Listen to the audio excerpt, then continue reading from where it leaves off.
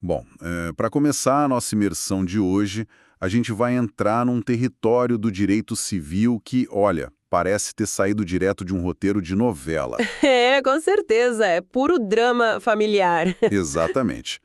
A gente vai explorar as complexidades do direito sucessório brasileiro. Para isso, nossa fonte hoje é o material intitulado Capítulo 06, Sucessões.pdf. E o nosso foco principal, a grande missão dessa nossa análise profunda, é decifrar a exclusão da sucessão. Que são aquelas situações extremas, sabe? Onde herdeiros perdem absolutamente o direito à herança através da indignidade ou da deserdação. Isso. A gente quer pegar esse jargão jurídico todo e traduzir. Mostrar para quem nos ouve como o sistema jurídico tenta lidar com um princípio humano muito básico. Aquela ideia de que ninguém deve se beneficiar da própria torpeza. O que é fascinante aqui é uma base moral que sustenta todo esse sistema. Porque quando a gente fala de exclusão sucessória, não estamos debatendo só dinheiro. Não é só a transferência de uma casa ou de uma conta bancária. É algo bem mais profundo, né? Muito mais. Estamos diante de uma sanção civil severa. A sucessão legítima, ela é construída sobre uma presunção de afeto, de solidariedade entre os membros da família. E quando algo terrível acontece, essa base desmorona. Exato. Quando um herdeiro comete um ato de extrema gravidade contra a pessoa que deixou a herança, esse fundamento afetivo é destroçado. Então o Estado intervém. É a lei dizendo, tipo, o seu comportamento foi tão incompatível com o que se espera de um sucessor que você vai perder o direito de herdar. É uma punição direta. Certo, vamos analisar isso por partes, porque tem muita regra específica. Começando pelo conceito de indignidade. Ótimo ponto de partida. A indignidade é uma exclusão legal.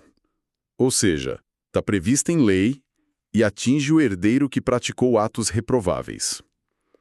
E a lei brasileira, o artigo 1814 do Código Civil, traz 3 causas taxativas para isso, para não banalizar a coisa. A primeira delas é a mais pesada. O atentado contra a vida. Isso. Homicídio doloso ou a tentativa de homicídio.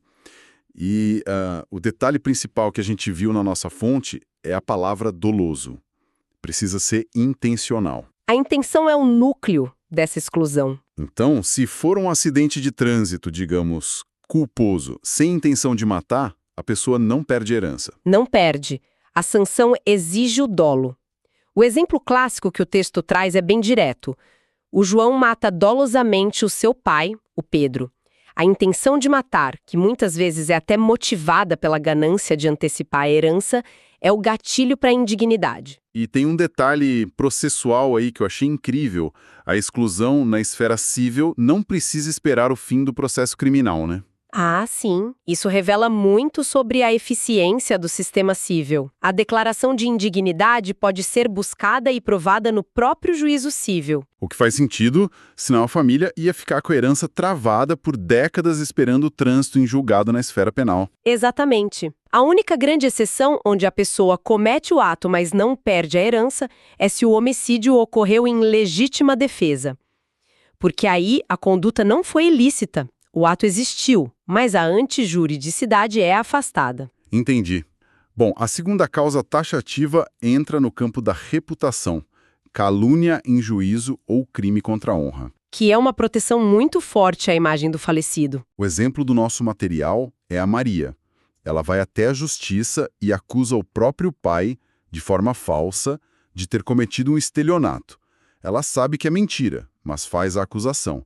E o escudo da lei é bem amplo aí, porque não protege só o autor da herança. Não, abrange também o cônjuge ou o companheiro. O que é interessante pensar é como o patrimônio e a sucessão são extensões da personalidade da pessoa. A honra daquele núcleo familiar primário tem uma tutela fortíssima. É como se a lei dissesse que você não pode destruir a reputação do seu pai ou da esposa dele e depois aparecer pacificamente no inventário para pegar sua parte do dinheiro. É uma visão bem holística mesmo. E essa mesma visão aparece na terceira causa de indignidade. Que é a violência ou fraude contra a liberdade de testar, que é o direito da pessoa de escolher para onde vai o dinheiro dela depois que ela se for. Ciência física, tipo, o Pedro bate no pai para impedir que ele doe bens para uma instituição de caridade. Ou usa fraude, que é o exemplo da Ana. Ela mente descaradamente pro avô, dizendo que todos os outros netos o abandonaram só para ele deixar tudo para ela. Exato. A fraude e a violência têm o mesmo peso aí, porque o dano final é o mesmo. É a usurpação do direito de escolha patrimonial. Você viciou a vontade daquela pessoa. Mas, veja bem, entender essas três causas é só a ponta do iceberg. A mecânica de como a lei aplica isso na prática é cheia de desafios, porque não é automático. O João não é simplesmente riscado do testamento no dia seguinte ao crime. Não, de jeito nenhum. A lei exige o devido processo legal. A indignidade precisa ser declarada por uma sentença judicial. E isso está lá no artigo 1815. E quem tem que mover essa ação? Alguém que tenha interesse na exclusão, geralmente os outros herdeiros. E tem um relógio correndo aí. Um prazo decadencial estrito de 4 anos. 4 anos contados de quando? A partir da abertura da sucessão, que é o momento da morte. E se os irmãos do João estiverem em choque ou com medo e não fizerem nada em 4 anos? A inércia consolida a posição do herdeiro indigno. Passou o prazo, o direito de punir prescreve, digamos assim. O legislador precisou encontrar um equilíbrio entre dar tempo para a família se recuperar do luto e a necessidade de estabilizar a propriedade das coisas. O mercado não pode ficar esperando para sempre. Tá, mas digamos que eles entram com a ação no prazo e ganham. O juiz dá a sentença declarando a indignidade. Os efeitos são impressionantes, porque retroagem. Os famosos efeitos ex tunc. Isso. A pessoa é apagada da condição de herdeiro desde o dia da morte do autor da herança. Se o indigno já estava morando na casa que herdou ou recebendo aluguel de um imóvel comercial da família, ele tem que devolver tudo. Tudo. A devolução dos bens e dos frutos é para restaurar o patrimônio exatamente ao estado em que estaria se o ofensor nunca tivesse tocado nele. Essa punição atinge o bolso de forma retroativa. Agora, tem uma pergunta que não quer calar para quem está acompanhando essa mecânica toda. E os filhos do criminoso? A proteção aos inocentes. Isso, porque se o João matou o Pedro, os filhos do João não têm culpa do que o pai fez. Eles perdem a herança do avô? A resposta, amparada pelo artigo 1816, é não. A punição não passa da pessoa do ofensor. Os filhos do indigno herdam por representação. É como se o indigno estivesse morto no momento da sucessão. Então os netos pegam a parte que seria do João. Exatamente. Mas o sistema cria uma trava de segurança genial aí. Porque se os netos forem menores de idade, normalmente quem administraria esses bens? Os pais. O próprio João, no caso. O que seria um absurdo. Por isso, a lei proíbe expressamente que o indigno administre esses bens ou tenha direito ao usufruto deles. O patrimônio fica completamente blindado contra o ofensor. Ele não tira proveito indireto. E, mudando um pouco o cenário, a vítima pode perdoar o agressor? Digamos uma situação de ofensa à honra ou tentativa de homicídio em que a vítima sobrevive e resolve perdoar. Pode. É o que chamamos de reabilitação, prevista no artigo 1818. Mas não é só voltar a falar no almoço de domingo, né? De jeito nenhum. O perdão tácito não vale absolutamente nada para a indignidade. A reabilitação tem que ser expressa.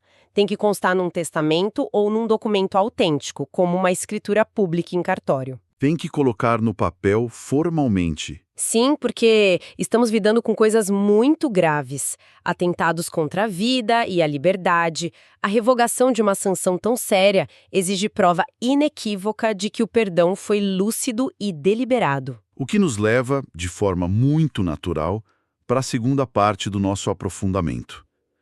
Aqui é onde a coisa fica realmente interessante. A deserdação. A famosa vingança no testamento. Gostei desse termo. Enquanto a indignidade vem da lei e atinge qualquer herdeiro, a deserdação é um ato de vontade. O testador decide, ativamente, punir alguém, e o alvo é bem específico. Sim, os herdeiros necessários, que são os descendentes, os ascendentes e o cônjuge, certo? Aquela turma que normalmente tem direito garantido por lei à metade da herança, a legítima. Exatamente. O testador não pode simplesmente acordar de mau humor e tirar um filho do testamento porque ele não gosta do corte de cabelo dele.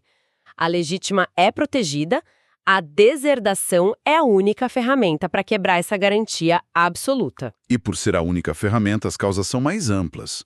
Os artigos 1962 e 63 trazem causas além daquelas da indignidade, como homicídio e fraude, que também valem aqui. Valem sim, mas a deserdação adiciona coisas como ofensas físicas e injúria grave. E tem aquela das relações ilícitas com padrastros, madrastas, noras ou genros. O que, de novo, mostra proteção à paz e à honra da família. Mas acho que o ponto de maior peso social hoje é o desamparo em caso de alienação mental ou doença grave. O exemplo do nosso texto é bem triste. O Pedro está doente, acamado, e é abandonado pelo filho João. O Pedro, então, vai lá e o deserda no testamento. Reflete muito a nossa realidade de hoje com o envelhecimento da população. A lei reconhece que o direito à herança não deve resistir ao abandono total de um ascendente no momento de extrema vulnerabilidade. Mas colocar no papel é fácil. A batalha probatória que vem depois da morte é que é complicada, né? É o grande desafio. Não basta o testador escrever textões desabafando no testamento. O papel aceita tudo. Pois é, depois que ele morre, os herdeiros que foram beneficiados com aquela exclusão precisam provar no tribunal que a causa alegada era verdadeira. O ônus da prova é todo deles. Ou seja, eles vão ter que levar laudos médicos, testemunhas, registros de que o João sumiu e não pagou o tratamento do Pedro. Exato. Se não conseguirem provar de forma cabal, no prazo legal, a cláusula de deserdação cai. E o João volta a ser herdeiro com direito à sua parte da legítima. E a reconciliação na deserdação também funciona de um jeito bem diferente da indignidade. Totalmente diferente. Lembra que na indignidade precisava de documento oficial, escritura pública? Sim, o rigor formal. Na deserdação, a reconciliação, que anula a punição, pode ser provada por qualquer meio legal. O perdão tácito é super aceito. Então, se o Pedro deserdou o João em 2020, mas em 2024 tem fotos deles viajando juntos, pagando contas juntos e convivendo em paz? Essa realidade factual da retomada do afeto se sobrepõe ao papel. O direito civil privilegia o perdão e a paz familiar. Entendi. Agora, tem um cenário que levanta uma questão prática muito perigosa. E se o herdeiro indigno vender a casa antes de ser julgado? Isso levanta uma questão essencial sobre a segurança do mercado. A figura do herdeiro aparente. Como funciona isso? Porque, digamos, a família está brigando na justiça para provar que o João é indigno, mas o inventário abriu e ele vendeu a casa da praia para o Carlos. Aí, 3 anos depois, o João perde o direito à herança retroativamente. O Carlos perde a casa. Se o Carlos comprou de boa fé, não sabia dos crimes do João, e foi uma venda onerosa, ou seja, ele pagou pela casa, não foi uma doação, a venda é totalmente válida. O artigo 1817 protege o terceiro de boa-fé. O que salva o mercado imobiliário do caos absoluto. Com certeza, o sistema não pode paralisar a economia pela chance de alguém ser excluído da herança no futuro. O Carlos fica com a casa. Mas e os outros herdeiros que perderam a casa da praia? Ficam no prejuízo? Não. A justiça permite que eles cobrem perdas e danos diretamente do João. A dívida passa para o patrimônio pessoal do ofensor. Então, o que tudo isso significa quando a gente compara com uma pessoa que simplesmente não tem direito à herança desde o início?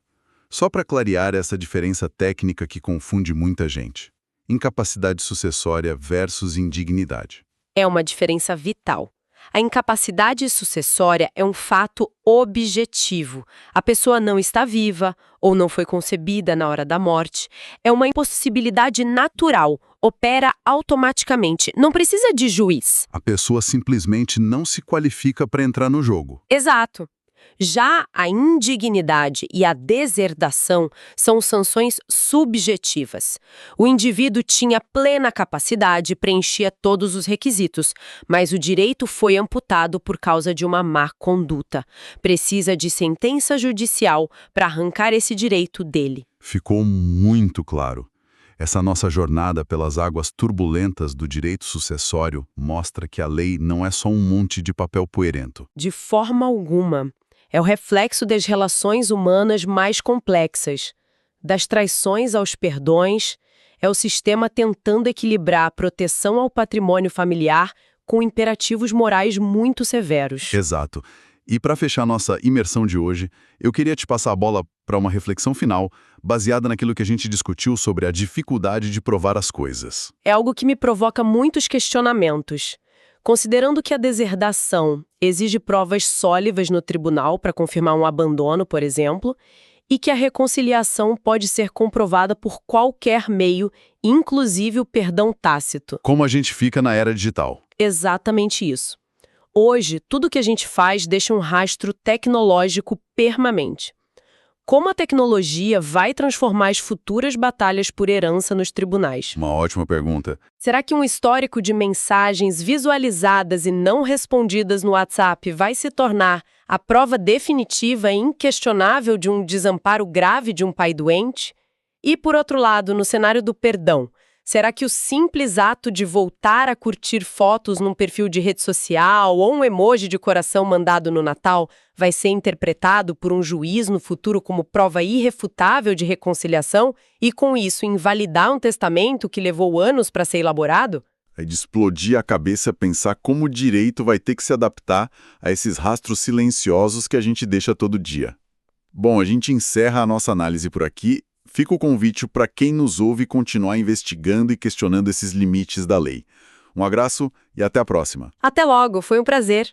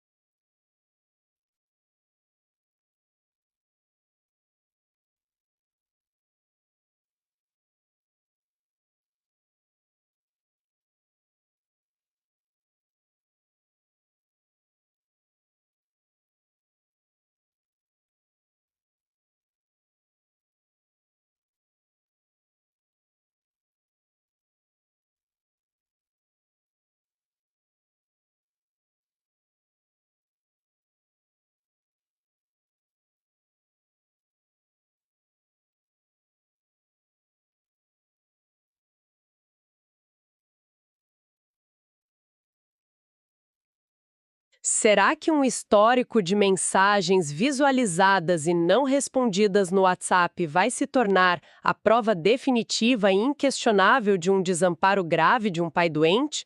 E, por outro lado, no cenário do perdão, será que o simples ato de voltar a curtir fotos num perfil de rede social ou um emoji de coração mandado no Natal vai ser interpretado por um juiz no futuro como prova irrefutável de reconciliação e, com isso, invalidar um testamento que levou anos para ser elaborado? É de explodir a cabeça pensar como o direito vai ter que se adaptar a esses rastros silenciosos que a gente deixa todo dia. Bom, a gente encerra a nossa análise por aqui. Fica o convite para quem nos ouve continuar investigando e questionando esses limites da lei. Um abraço e até a próxima. Até logo, foi um prazer!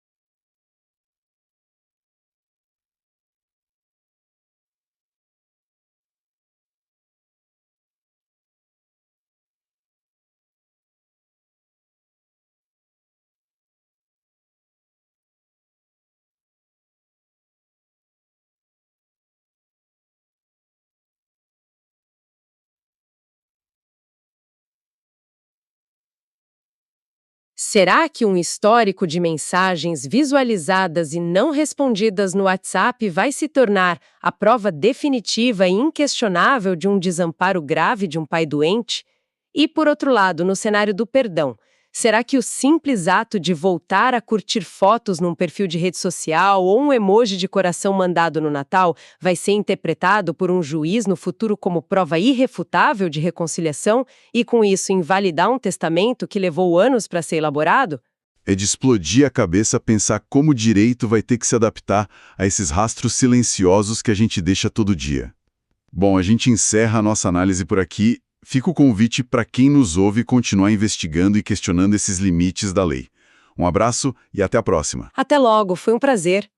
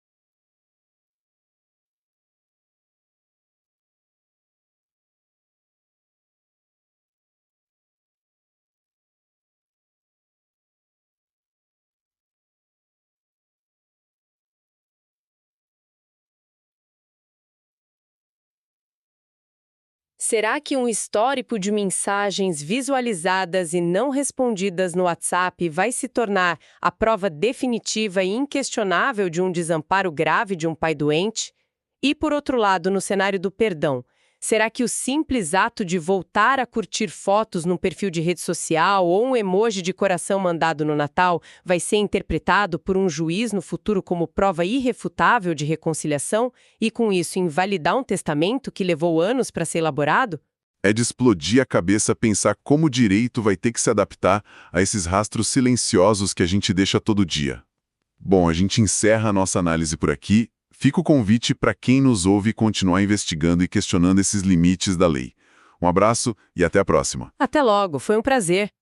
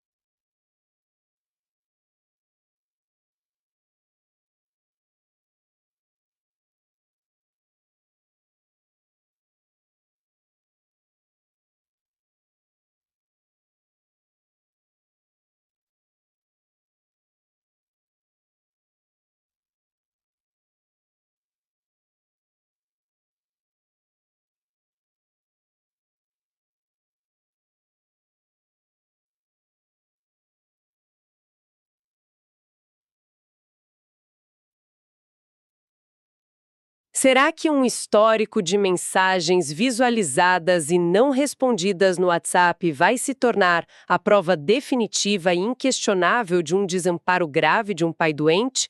E, por outro lado, no cenário do perdão, será que o simples ato de voltar a curtir fotos num perfil de rede social ou um emoji de coração mandado no Natal vai ser interpretado por um juiz no futuro como prova irrefutável de reconciliação e, com isso, invalidar um testamento que levou anos para ser elaborado? É de explodir a cabeça pensar como o direito vai ter que se adaptar a esses rastros silenciosos que a gente deixa todo dia. Bom, a gente encerra a nossa análise por aqui. Fica o convite para quem nos ouve continuar investigando e questionando esses limites da lei. Um abraço e até a próxima. Até logo, foi um prazer.